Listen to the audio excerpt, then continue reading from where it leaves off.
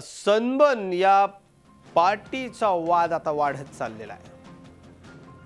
परवानगी मिळाली नाही तर ही सनबर्न पार्टी रद्द करू, लोकांना सनबर्नच्या तिकिटाचे पैसे परत करू असं सनबर्नच्या आयोजकांनी सांगितलं। व्यवस्थापकीय संचालक असलेले हरिंदर सिंग यांनी ही माहिती दिलेली आहे। तसंच गोवा सरकारचे कुठलेही पैसे थकवलेले नाहीत आणि जर परवानगी मिळाली नाही तर आम्ही हा फेस्टिवल रद्द करू, लोकांचे पैसे परत करू। आमचेच पैसे सनबर्न मध्ये आहे, गोवा सरकारकडे आहेत आणि सनबर्नमुळे गोव्यामध्ये 800 कोटींची उलाढाल झाली असा दावा त्यांनी केला। गोव्यातलं फेस्टिवल पुण्यात होत असल्याने न्यू इयरच्या दरम्यान गोव्यातली गर्दी थंडावली आहे असं देखील हरिंदर सिंग म्हणाले।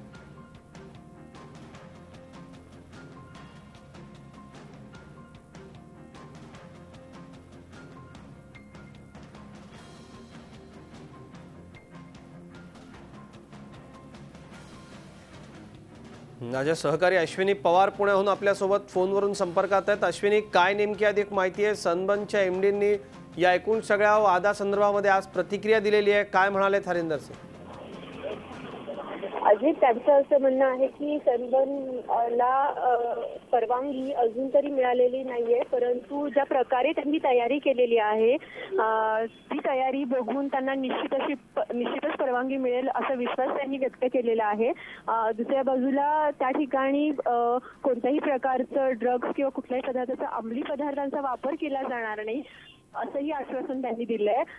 जवळपास 90 एकरामध्ये सनबर्नची तयारी सध्या सुरू आहे आणि त्या ठिकाणी येणाऱ्या प्रत्येक व्यक्तीचं चेकिंग केलं जाईल।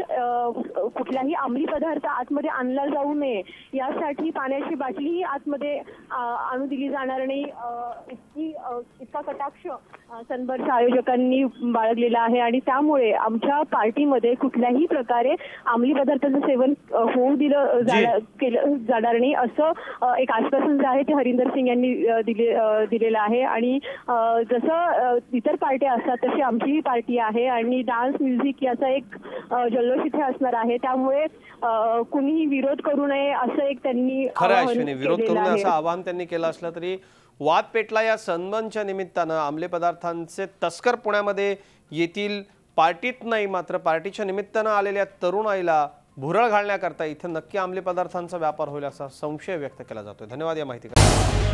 झी 24 तास रहा एक पाऊल पुढे।